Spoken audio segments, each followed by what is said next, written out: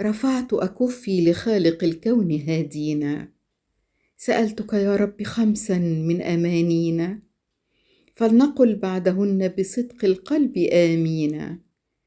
أولها أمنا وأمانا لبلدنا وأهلينا، ثانيها شفاء وغفرانا لكل مرضانا ومحبينا، ثالثها من النار عفوا ومغفرة ورحمة الله منها تنجينا، رابعها فرجا لكل هم وضيق ورزقا إلى مد العمر يكفينا، وآخرها رفقة الهادي صلى الله عليه وسلم، نمضي معا سعداء بجنة الفردوس تلاقينا.